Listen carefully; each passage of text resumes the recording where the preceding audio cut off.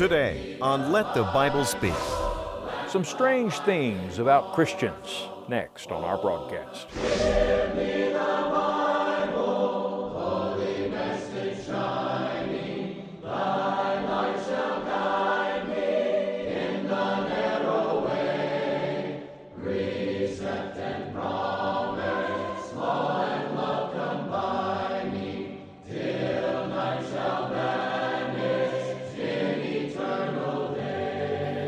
Greetings and welcome.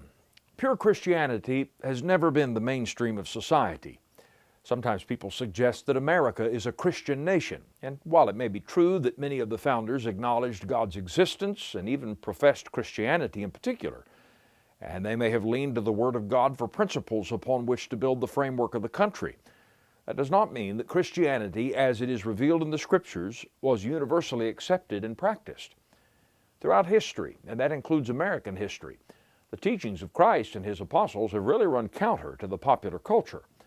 This was the case in the beginning days of the revealed Christian faith and continues to be the case today. In 1 Peter chapter 4, beginning in verse 1, we read these words, "Therefore, since Christ suffered for us in the flesh, arm yourselves also with the same mind. For he who has suffered in the flesh has ceased from sin, that he should no longer live the rest of his time in the flesh for the lusts of men, but for the will of God.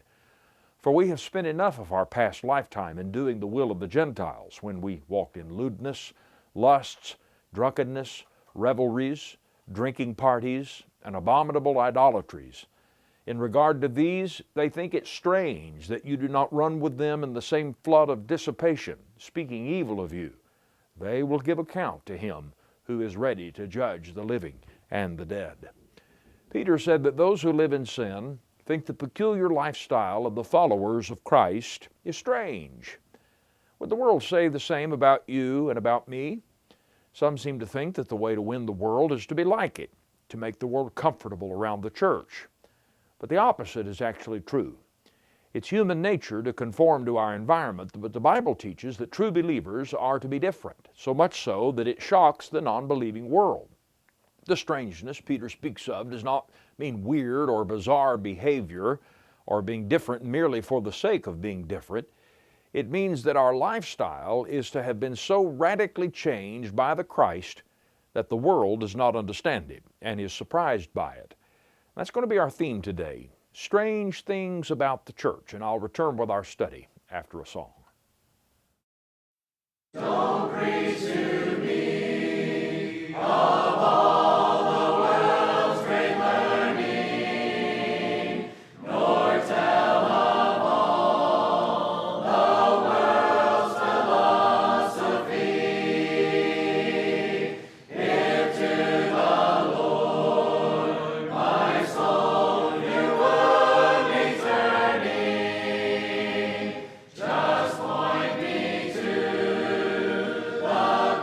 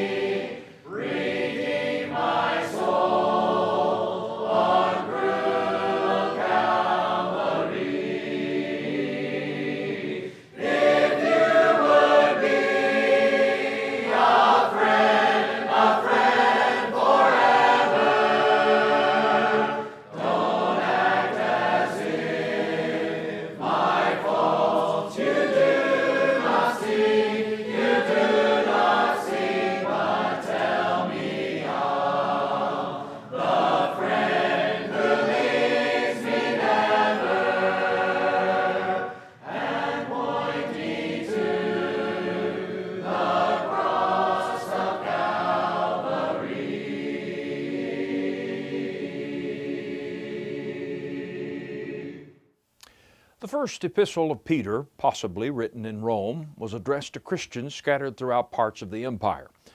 They were enduring some form of suffering because of their faith. Many believe that the fiery trial the saints were encountering was persecution by the Emperor Nero. There were various campaigns of persecution that were waged against the church in the first century by the Romans, and it is believed that Christians were living through such a time when Peter wrote to encourage and embolden them. Regardless of what political opposition they may have been encountering, though, they were also dealing with the same kind of persecution that Christians of every age have had to face in one degree or another, and that is the scorn of their unbelieving neighbors. They've been misunderstood and in many cases reviled and hated. Some hated the Christian faith then, just as many do today, because it's a rebuke of their sinful lives. You don't even have to say hardly anything for people to resent Christianity as seen in your life, because the life that you may live makes them feel guilty in their sins, makes them uncomfortable. Jesus once said that the people of His kingdom are the salt of the earth, meaning that Christians are a preserving and seasoning or influential force in a perishing world. Now, despite salt's positive qualities, if you pour salt into a wound, it stings and it burns. And that's the reaction when many encounter the Christian influence. I can promise you the world is not going to applaud you for being a Christian, and you're not going to find favor with men by following Jesus. In fact, Paul plainly said in 2 Timothy chapter 3 and verse 12, "Yes, and all who desire to live godly in Christ Jesus will suffer persecution." Now, one of the themes of Peter's first epistle was for believers to not give the world reason to criticize their faith and Christian character. That is, they were to be true to their convictions, and they were to stand in contradistinction to the immoral, pagan world around them. He said in chapter 2, verses 19 and 20, that if we suffer for doing wrong, well, we get what we deserve. But that it is commendable before God when His people are willing to suffer for doing what is right and being true to the faith. Christ thus suffered, and therefore we should be willing to follow His example. He then said in chapter 3, verses 13 through 16, "And who is he who will harm you if you become followers of what is good? But even if you should suffer for righteousness' sake, you are blessed.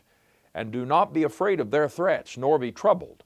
But sanctify the Lord God in your hearts, and always be ready to give a defense to everyone who asks you a reason for the hope that is in you with meekness and fear, having a good conscience, that when they defame you as evildoers, those who revile your good conduct in Christ may be ashamed." Now, not only does Peter here really hearken back to the words of Jesus in the Sermon on the Mount when he spoke of blessing those who persecute us and how that it is a blessed thing to endure such persecution, but Peter also tells us that our lives should be as powerful of a defense of the Christian religion as the words we speak or the oral arguments that we put forth. Our conduct alone should shame those who would hurl insult and accusation at the church and show their accusation to be false. You know, there's little doubt that the shrinking influence of the church in the modern American culture and many other cultures around the world is really not a lack of evidence or a lack of a good argument or defense of the faith. It's not that at all. It's the superficial, hypocritical, and sometimes outright scandalous lives being lived by those who profess the Christian faith. Ironically, it's also the compromise some have made with the world, which has not drawn people to Christ, but rather diluted the message of Christ toward unbelievers. The Christian's life should be so different from that of the people around them that the world looks upon the Christian as a rather strange specimen. In fact, let me just state it as plainly as I can. If the world thinks you're cool for being a Christian, you're not much of a Christian. If the world looks at your life and doesn't see a whole lot of difference between you and them, friend, you're not a good example of the true faith of Christ. You see, Christ makes a radical change in the hearts and lives of those who follow Him. Now, Peter speaks of that in the passage that we began with today, 1 Peter chapter 4. Let's read it again, beginning in verse 1. He says, "Therefore, since Christ suffered for us in the flesh, arm yourselves also with the same mind.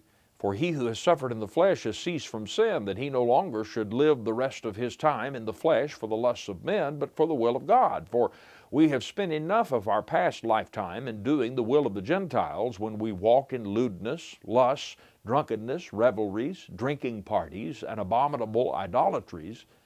In regard to these, they think it strange that you do not run with them in the same flood of dissipation, speaking evil of you. They will give an account to him who is ready to judge the living and the dead. Now here Peter affirms that their judgment is sure, and Christians shouldn't be afraid of what the world says and the things that the world or the way that the world reacts to us for living a Christian life. Rather, we should boldly live that life. We should be willing to be different and set apart from the world. Christ endured persecution and suffering, and we as well ought to be willing to follow in his steps and suffer for doing what is right. Now, when Peter wrote, they think it strange, he used a verb in the original language, which according to Thayer's Greek lexicon means to surprise or astonish by the strangeness and novelty of a thing, or to be shocked. No longer do we do the things we once did, but rather such a change has taken place in the life of the baptized believer, and it should be an outward and an obvious change that the people around us are astonished by it. Now, first of all, Peter points to the moral code by which Christians live. He names sins of the flesh and sins characteristic of the past lives of the average worldly person, and he says the world is surprised that we as Christians no longer live that way. We no longer fulfill these lusts and desires of the flesh. We no longer live to please the flesh and gratify the flesh. We seek after the things of God. We live after the Spirit. Now look at verse 3. He mentions lewdness or lasciviousness. That refers to shameless and sexually suggestive conduct, whether it be in word or in action or in dress. The word can refer to suggestive or indecent bodily movements, such as you see in much of the dancing that takes place. We see so much of that on television, on stage, and even in common social and school functions today until we no longer think that much of it. We've become desensitized to something that we used to warn people about and we used to preach against. But Paul says that such behavior characterizes the pagan who lives to gratify the flesh, and not the person who has been transformed by Christ and is trying to live a clean and a holy life. We ought to find that kind of behavior repulsive and not be engaging in it and compromising our Christian influence and our morals. Now, of course, the world will make fun of you for that. Some who claim to be Christians will make fun of you for that too. Peter also mentions lusts. And this refers to hidden sins of the heart that can then manifest themselves in our outward behavior. It refers to unclean and dirty thoughts and desires. It would include pornography, an unholy entertainment that excites unlawful desire and tempts one to do immoral things. Christians are to strive to be pure and holy, first inside, in our thoughts, and then on the outside, in our words and our actions, our living. David, who knew all too well the destructive effect of lust, later wrote in Psalm 101, verses 3 and 4, I will set nothing wicked before my eyes. I hate the work of those who fall away. It shall not cling to me. A perverse heart shall depart from me. I will not know wickedness. That ought to be the resolve of every person who's following Jesus. But people think you're strange if you refuse to go sit in a movie theater or watch the trending shows on television that parade nudity and vulgarity and sexual immorality and innuendo before people. And I would ask, does the world think you're strange? He then says drunkenness. The King James says excess of wine, which is often used to justify drinking, just not too much, but that's reading more into the Greek word than is there. And he goes on to list revelries and drinking parties. In other words, Christians aren't to be a part of that environment. Christians aren't to be part of those occasions. We're not to engage in celebrations and parties and social affairs where the liquor is flowing and where people are losing their inhibitions and throwing off restraint, where they are not sober as the Bible commands Christians to be sober. Again, though, if you refuse to be part of those kinds of things, especially in a time where our culture is nearly swimming in alcohol and now recreational drugs, well, you're looked at as strange. I'm sure there's someone listening now who's smirking and perhaps laughing, including religious people, because it sounds so extreme to our modern ears and so radical and so outdated to take such a view. Peter expected the church of his day to take that view because he said the outside world would look at them with shock and often contempt for their refusal to have any part of those things. In fact, there are things about the truly converted person that many professing Christians find shocking. It's disheartening to see so many who claim to represent and even preach the Christian faith really spending their time acting as apologists for the world and its behavior, and in effect tearing down the walls of distinction between the church and the world, instead of pointing those distinctions out and encouraging saints to be different. But many of us do believe that we're to be different. So much so the world is taken aback and shocked by the holy and pure lives believers strive to live. And then he mentions abominable idolatries. These Christians had come out of the pagan world and the false and often lewd worship that took place in idol temples. And their coming to Christ meant that they left the tables of idols and they came instead to the table of the Lord. Paul referring to that very thing in 1 Corinthians 10. But here Peter says, in regard to these, they think it strange that you do not run with them in the same flood of dissipation, speaking evil of you. Now the flood of dissipation is a distasteful word picture that Peter uses here. And Gareth Reese in his commentary likens it to an overflowing sewer, and that sinners were swimming in such filth is what Peter is referring to, that kind of an idea. And because Christians refused to join them and be polluted by the filth of the culture, they were being maligned and spoken evil of. Does the world malign you? Not for your political views, not for your socioeconomic position, but because of the clean and pure and holy life that you strive to live. Or are you living a compromising life? Do you really indulge in some of the works of the flesh and in some of these things that the Bible tells Christians to stay away from? And do you assimilate more to people in the world than you do people in the faith? Do your friends, co-workers, classmates, neighbors, maybe even family members think you strange because of the things you won't participate in, the things you refuse to do, the environments that you refuse to be a part of, and the clean life that you seek to live? And then the world thinks Christians are strange not only because of our moral ethics, but our social ethics. How we deal with others, how we treat others. You know, if we're living a Christian life, the world will be just as shocked by how we treat other people, even those who do us wrong or seek to do us harm. Now, this is the implication of Peter's admonition to those suffering saints. It may have been tempting to lash out, or it may have been tempting to compromise and deny their faith. Peter says, though, to simply live a humble and sincere life before a hateful and opposing world that was seeking to discredit them and even in some cases harm them. He's telling them, let their defense be a meek and a humble defense of the gospel and the kind of life produced by the gospel. Now, when you live by that kind of ethic, and you live as Jesus taught us to live in the Sermon on the Mount, the world will find that surprising. That runs counter to what the world says and the code by which the world lives. What is the rule by which most people in this world live today?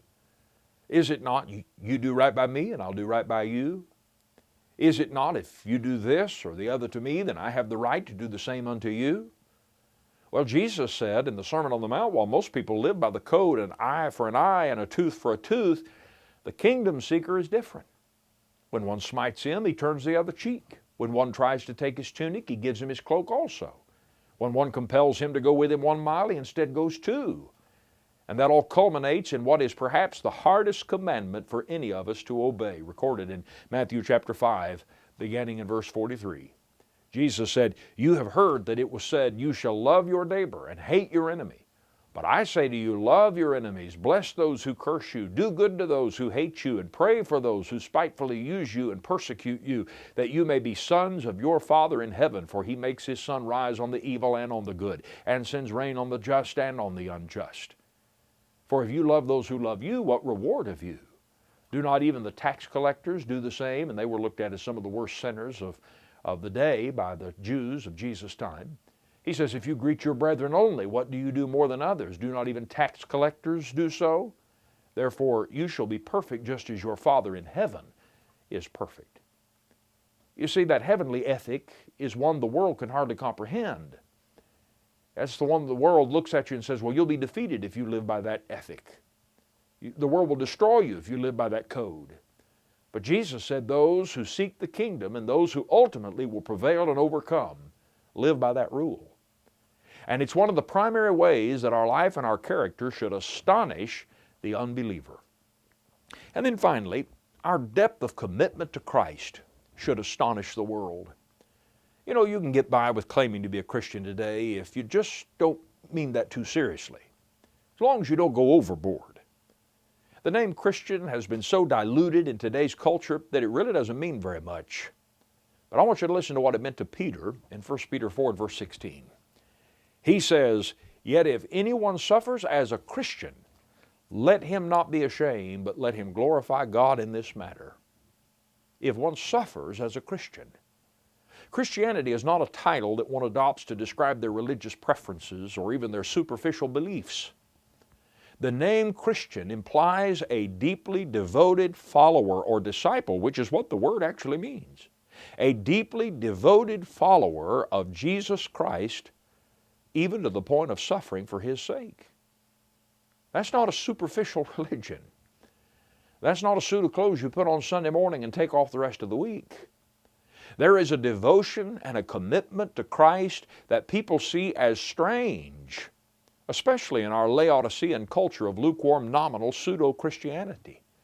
So much so that even being dedicated to the things of God in matters like church attendance often makes the unbeliever and the pseudo-believer alike scratch their heads.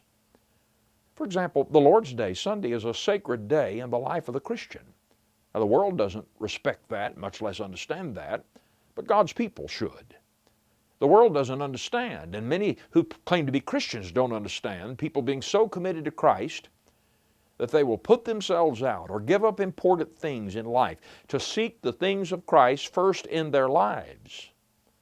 Many churches, for example, have a roll, and I can assure you the number of names on that roll very often differs greatly from the number on the attendance board on Sunday. Why is that? Well, because many people work, or they play, or they vacation, or they sleep in on Sunday. Hebrews 10 verse 25, though, teaches that Christians are not to forsake the assembling of themselves with other Christians, as some were making a habit of doing, but rather they were to regularly meet to encourage one another and worship the Lord together. And you know, I know of many Christians who have turned down exciting trips because they couldn't assemble with other faithful Christians and worship in the way the Bible teaches. Some people think that's strange, that's extreme. I don't. I've known many Christians who have turned down jobs and even careers because it would prevent them from assembling at the Lord's table on Sunday. I've known many Christians who went hours out of their way on some trip or delayed their plans like Paul did in Acts 20 and verse 7 so that they could meet with a biblical church and break bread on the first day of the week according to the divine pattern. And the world thinks that's strange. Some Christians think that's strange. But so be it. Do the people among whom you live look with astonishment when they see the purity of your life? When they see that you won't behave like they do, go to the same places they go to, dress in the same way they do, talk the way they do, think the way they do? What about when they see your attitude toward those who hate you and would do you wrong? What about in your depth of commitment to the Lord and His truth and His church? That you'll not only sacrifice and go without and do without to faithfully serve Him, but even be willing to suffer for Him. You know, if not, your life is not so different from theirs. And perhaps you need to question whether you're really even trying to be a Christian. The world thought Christ was strange. The world thought His disciples were strange. The world thought the early church was strange. And those who follow Jesus today will be seen as strange by an unbelieving and godless world as well. May God give us the courage to be different in this culture. He leadeth me, O blessed thought, O words with them me comfort fraught. Whate'er I do, where'er I be, still 'tis God's hand that leadeth me. He leadeth me, by His own hand He leadeth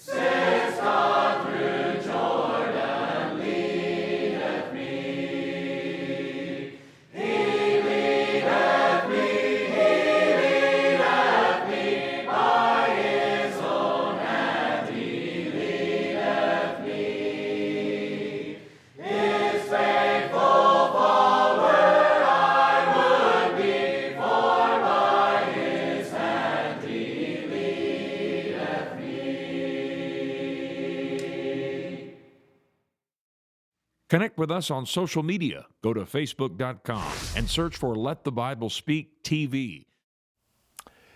It's been so good to have you with us today. If you would like a free copy of our lesson, a printed transcript, we'll be glad to send that to you. It's always free. In fact, anything we ever offer you here on the program is free of any cost. You don't owe us a dime.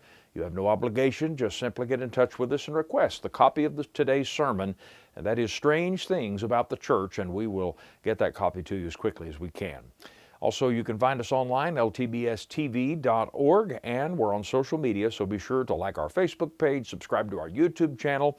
We also have a podcast. Just search for Let the Bible Speak TV on those various platforms, and you can connect with us that way. Thank you for joining me today for the broadcast. If the Lord wills, I'll meet you back here next time for another Bible study, and I hope you'll make your plans to be with me and encourage someone else to watch as well. We'll see you next time. Until then, have a great week. Let the Bible Speak is brought to you by the Church of Christ.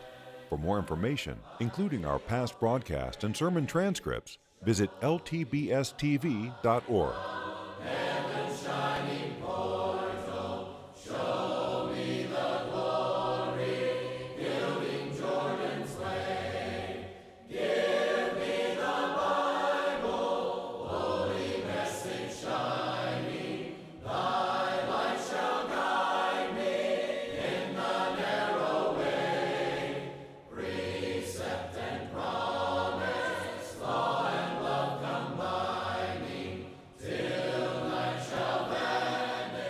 Thanks for being with us today. Join us next time for Let the Bible Speak.